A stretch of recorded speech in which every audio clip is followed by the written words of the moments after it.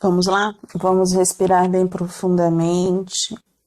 Vamos sentir toda essa luz, todo esse amparo, todo esse fortalecimento, sentindo a energia de todos os espíritos que estudam junto conosco, todos aqueles que fazem toda a proteção, que possamos ter uma tarde de muito estudo, de muita paz, de muita serenidade. Graças a Deus, graças a Jesus.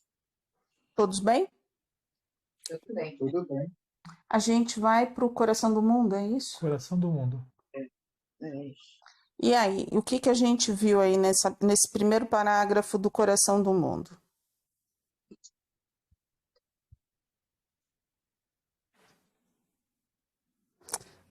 Primeiro parágrafo, tudo ok?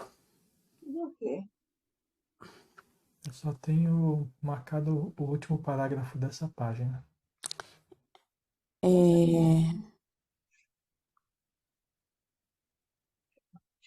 Deixa eu ver. Eu comecei aqui, eu peguei essa parte, ó, do terceiro parágrafo, tá? Anjos e tronos lhe formavam a corte maravilhosa, dos céus à terra, foi colocado outro símbolo da escada infinita de Jacó, formado de flores e de estrelas cariciosas, por onde o Cordeiro de Deus transpôs as imensas distâncias, clarificando os caminhos cheios da treva. Mas se Jesus vinha do coração luminoso das esferas superiores, trazendo nos olhos misericordiosos a visão dos seus impérios resplandecentes, e na alma profunda o ritmo harmonioso dos astros, o planeta terreno lhe apresentava ainda aquelas mesmas veredas escuras, cheias de lama da impenitência e do orgulho das criaturas humanas, e repletas dos espinhos da ingratidão e do egoísmo. Embalde, seus olhos compassivos procuraram um ninho doce do seu evangelho. E em vão procurou o Senhor os remanescentes da obra de um dos seus últimos enviados à faces do orbe terrestre. No coração da Umbria haviam cessado os cânticos de amor e de fraternidade cristã. De Francisco de Assis só haviam ficado as tradições de carinho e de bondade. Os pecados do mundo, como novos lobos de gúbio, haviam descido outra vez das selvas misteriosas das iniquidades humanas, roubando às criaturas a paz e aniquilando-lhes a vida. Eu fiz um paralelo, por que eu peguei esse pedaço? Eu fiz um paralelo. Aquela época, Jesus veio, a época medieval estava, vamos dizer assim, saindo. E hoje, se Jesus chegasse aqui? O que mudou daquela época para agora? O que mudou? O evangelho se faz presente? Ele conseguiu. Bom, eu acho que muito pouco se mudou, né? Sim. A ingratidão, o orgulho, tudo isso O egoísmo. prevalece em tudo isso ainda, né? E principalmente a cobiça A que cobiça, o homem sempre teve de sempre ter muito dinheiro, de coletar, de guardar, como se ele fosse eterno e que nada fosse acontecer. Mas o que eu acho de positivo é que hoje nós temos uma expansão de consciência no sentido de aceitar vários credos, desde que se fale de Jesus, de Deus, não importa, a gente tem situações assim que existe uma convivência harmônica. E na antiguidade, Idade Média, essa coisa toda, nós tivemos, inclusive, as cruzadas que massacraram os muçulmanos, que tem uma religião belíssima. Se você ouve um muçulmano cantar numa torre, você vê ele conversando com Deus, você sente Deus, é uma coisa incrível. Então, o que eu acho é que hoje, quem realmente deseja evoluir é menos hipócrita. Não se utiliza mais a religião, como antigamente, para ter poder. Para ter poder. É isso que eu acho. Desculpa porque se eu fui muito... Marta, foi perfeito, porque assim, certo. são coisas que a gente tem que trazer para reflexão, É. né? O que eu vejo é o seguinte, embora hoje, meu ponto de vista, né, embora hoje a gente está vendo aí um monte de coisas erradas acontecendo no nosso planeta, naquela época só acontecia coisas erradas, né? Mas hoje em dia a gente vê um monte de pessoas, como falou a Marta, tentando expandir a consciência. Existe uma convivência na sociedade, parece que é um pouco melhor. Então nós evoluímos, sim, né? Tanto que nós estamos chegando agora no momento de transição planetária. Mas, infelizmente, a gente tem olhos somente para as coisas ruins, né? As coisas boas a gente não consegue enxergar direito. Mas assim, você fala assim, nós evoluímos. Uhum. Mas você acha que essa evolução foi grande? Não foi grande. Não foi. Evoluiu. Porque a gente evolui a passos muito pequenos, né?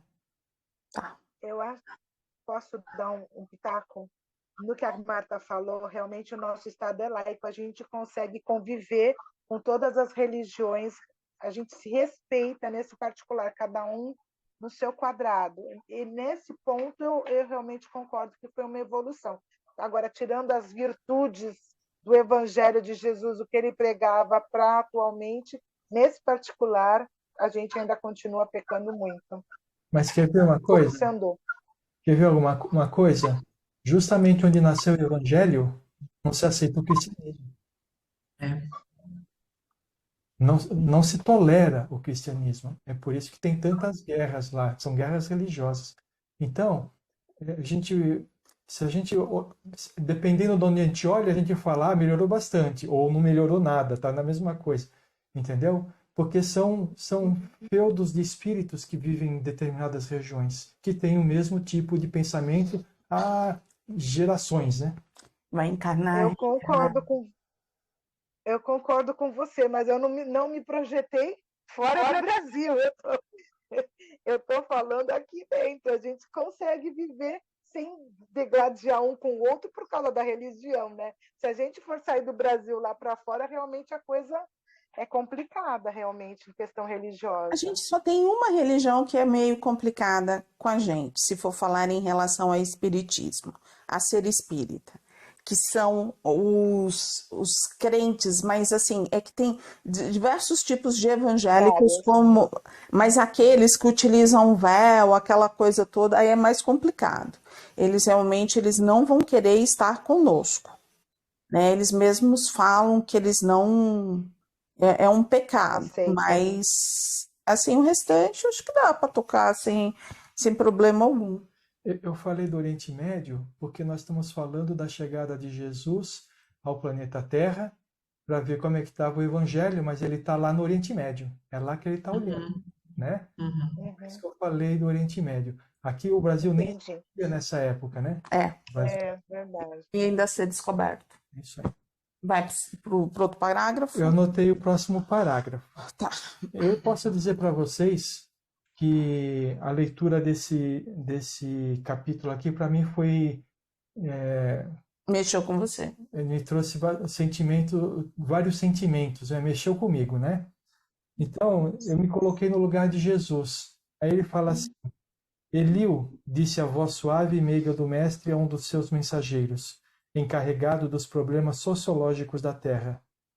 Meu coração se enche de profunda amargura, vendo a incompreensão dos homens no que se refere às lições do meu evangelho. Por toda parte é a luta fratricida, como polvo de infinitos tentáculos, a destruir todas as esperanças. Recomendei-lhes que se amassem como irmãos, e vejo-os em movimentos impetuosos, aniquilando-se uns aos outros como Caíns desvairados. Eu me coloco no lugar de Jesus, voltando à Terra depois de 1000 anos, e vendo que pegaram tudo aquilo que ele trouxe, jogaram na lama e pisaram em cima, né? A pureza foi embora. Pureza, né? Tinha, acho que A pureza, aquela coisa de mas que acho que era dele. a pureza existiu entre os discípulos enquanto Jesus estava aí, mas depois que ele saiu também a coisa começou a. Não adianta, gente. Desgringolar. A gente pode falar as coisas mais bonitas e mais profundas, mais filosóficas aqui. Transformar essas palavras em sentimentos é uma coisa que não demanda um dia de estudo, uma encarnação de estudo. São várias encarnações para essa transformação. E quando Jesus foi embora, toda a opressão voltou novamente. Então, os pensamentos Aqueles, estavam lá aqueles em semente, que né? queriam mandar continuavam mandando, É, retornaram é isso. às suas posições e assim por diante. É. Algo mais aí? Não.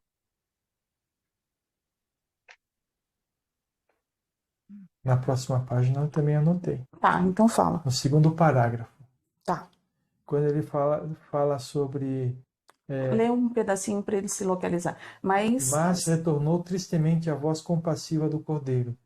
Aí eu anotei essa parte. Qual o lugar da terra que não é santo? E isso é uma coisa interessante de a gente falar, porque a gente está falando do Brasil e a gente defende o Brasil como se esse daqui fosse o único lugar bom da terra, né? Mas qual o lugar da terra que não é santo? Né? E se a gente for pensar nisso, a gente acaba com os preconceitos, acaba com as fronteiras geográficas, acaba com tudo aquilo que faz com que o homem entre em guerra, né? E depois, continuando um pouco mais à frente nesse mesmo parágrafo, eu anotei o seguinte: era preferível que Saladino, vocês sabem quem que é Saladino? Está escrito embaixo lá. Saladino é o chefe militar Então, muçulmano que liderou a oposição islâmica contra as cruzadas. Era preferível que Saladino guardasse para sempre todos os poderes temporais na Palestina a que caísse um só dos fios de cabelo de um soldado numa guerra incompreensível por minha causa, que em todos os tempos deve ser a do amor e da fraternidade universal. Então, é uma fala extremamente forte, né? Quando a gente vê as pessoas querendo pegar em armas para defender qualquer coisa que seja. Jesus falou assim, que acabasse tudo aquilo que eu falei, mas que não caísse uma gota de sangue de qualquer uma pessoa por causa disso. Porque a partir do momento que você tem que usar a violência para você resolver um problema, é porque o amor, ele foi embora. Ou nunca existiu. Ou Né? nunca existiu. Porque Jesus, ele mesmo, ele nunca pegou numa arma. Ah, mas Valéria, é aonde a gente fala. O que eu quero, eu vou duelar com o quê? É o meu orgulho, é querer estar certa, ou impor aquilo que eu quero. E a gente está falando aqui de armas, né? Nas cruzadas foi uma guerra sangrenta, né? Mas hoje, ainda hoje, a gente luta com armas. Dessa vez não de metal, mas às vezes a palavra da nossa boca é uma arma que mata a pessoa, né? Mas às vezes também de metal, né? Sim, a gente está vendo aí o que aconteceu no Brasil. Não existe justificativa para isso, né? E aí, onde a gente fala, não é de Deus. O que não é de Deus? Armar um país não é de Deus. Não. A guerra na Ucrânia, na Rússia, no Afeganistão, na Síria, não é de Deus. É aonde entra o dinheiro. É aonde entra todo aquele lobby daqueles que ganham dinheiro através do armamento, de tudo aquilo. Não é de Deus. Porque nunca. Eu acho que desse parágrafo, aquilo que a gente precisa de tirar a maior lição. Jesus veio para a gente e falou assim: não utilize de nenhuma arma porque o amor não crê em armas. Então, cada vez que a gente estiver numa posição em que a gente sentir vontade de atacar qualquer pessoa ou qualquer coisa, independente de seja com arma, palavras ou com atitudes, a gente tem que repensar, porque Jesus é o nosso modelo, né? Não é verdade? Mas a gente considera Jesus o nosso modelo? Deveríamos. Eu considero. É porque, assim, Eu às também. vezes, assim, eu já escutei isso, tá? Assim, todo mundo fala assim, ai, é tão bobo, é como se ele estivesse aqui. A gente tem essa fé, e aí, assim, é difícil explicar para a pessoa, né? Porque se a pessoa não consegue sentir, eu não vou conseguir transformá-la, porque é o sentimento dela. Oi, Solange, diga. Então, eu estou aqui pensando no que vocês falaram das armas. Nem na nossa defesa, suponhamos, você está morando sozinho no meio do mato lá com o seu marido, de repente, alguém, uma turma de rapazes, tenta invadir a sua casa. Nem para sua autodefesa a gente não pode usar essas armas. Uma palavra de Jesus nesse momento, vamos tentar convencer a pessoa. É complicado, né? Eu estou pensando aqui, fazendo o papel contrário, eu estou entendendo o livro, mas a gente está pensando em outra situação de autodefesa. Mas a situação de Como que a gente faz essa... defesa da vida é diferente da defesa do ego. Na defesa da vida que eu estou pensando. Mas Você mesmo dentro da assim, sua casinha, sem entender uma quadrilha para tentar invadir sua casa. Você não pode se defender? A gente pegar um evangelho para falar para uma quadrilha não vai resolver. Não, mas a gente não. Essa é uma questão extremamente difícil. Polêmica. Cada um vai ter um ponto de vista. O que Jesus falou é que a gente, quando alguém nos ferir na face direita, a gente tem que ir da esquerda. É isso que está escrito no Evangelho, né? Mas o que nós estamos falando aqui não é de ataque físico. Nós estamos falando de ataque moral. Aquele que fere o nosso orgulho, fere o nosso ego. Esse não tem justificativa nenhuma você pegar numa arma para se defender. Esse ok, concordo, plenamente. Alguma coisa a mais depois desse parágrafo? Eu tenho no fim dessa página. Alguém tem alguma Ó, coisa antes do... eu coloquei aqui, infelizmente, não vejo senão o caminho do sofrimento para modificar tão desoladora situação. Aos feudos de agora seguir-se-ão as coroas poderosas, e depois dessa concentração de autoridade e de poder, serão os embates da ambição e da carnificina, da inveja e da felonia, que pelo predomínio do mais forte. E é isso que a gente viu acontecer realmente, né? Aquele que gritava mais alto, Aquele que empunhava a espada com mais força. era o que comandava. Gente, alguém anotou alguma coisa? Eu anotei depois disso. Então vamos lá. Senhor, se esses povos infelizes que procuram na grandeza material uma felicidade impossível, marcham irremediavelmente para os grandes infortúnios coletivos. Isso me chamou a atenção, porque realmente, né, são os infortúnios coletivos, se a pessoa é aquele, pensam só no material, não existe nenhuma ligação espiritual, nenhuma importância. Então, eles vão caminhar para esses infortúnios coletivos. Esses resgates coletivos, de repente, passa por isso também? Na realidade, o resgate coletivo, a realidade é a reação por algo errado que essa coletividade fez no passado, né?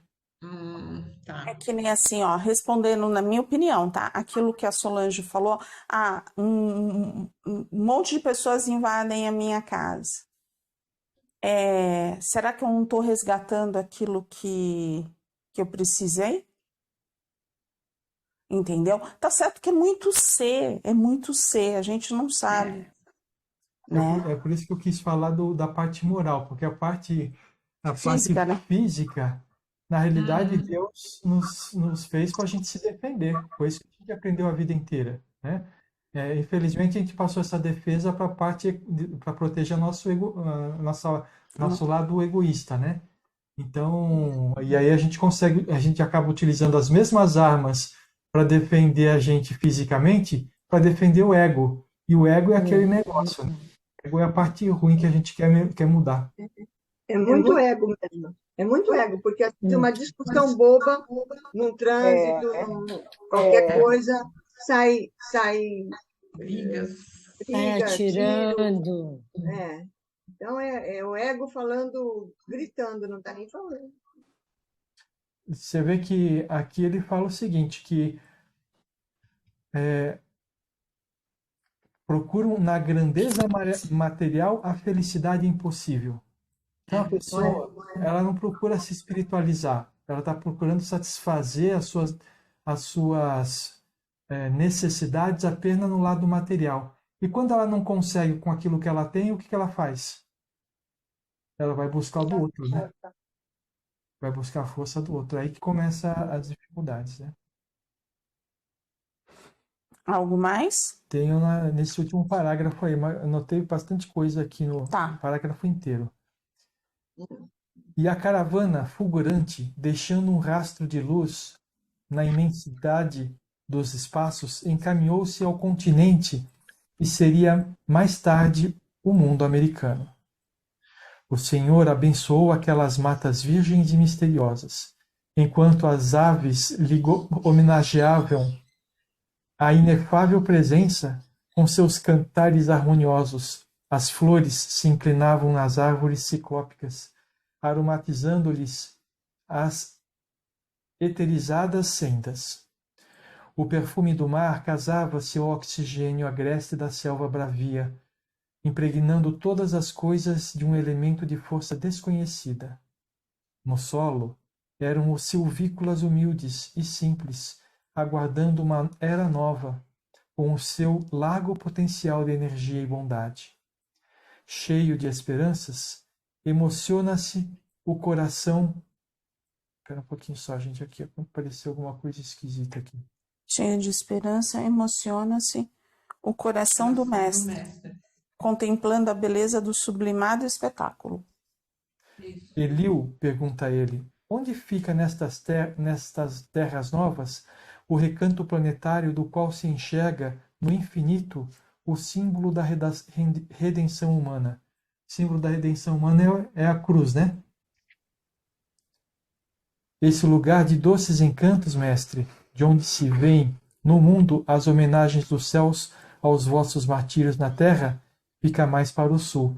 E o Brasil tem no seu, inclusive na bandeira, o Cruzeiro do Sul, né, que é cruz, né? Mas a gente vê a mudança, né,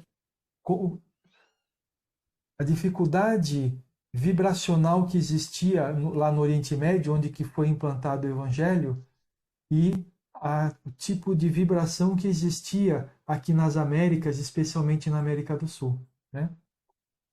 Falando dos índios como os povos simples, né? Vamos dizer dessa forma, que demonstravam, né, todo o poder e todo a preocupação com a natureza, né? A gente já consegue fazer um paralelo e entender que, Jesus foi lá e colocou, vamos dizer assim, a minha terra é aqui na Palestina, levou o amor, ensinou um monte de coisa. Aí não deu certo, porque aquela área toda, o orgulho, o dinheiro, tudo se perdeu. Aí ele trouxe para o Brasil, né? Para essa pátria, com um povo mais humilde, pegando a simplicidade dos índios. Mas a gente foi recebendo um monte de gente e foi realmente, não era para ser homogêneo, era para ser tudo heterogêneo, porque assim a gente receberia todas as raças, seria todo mundo junto.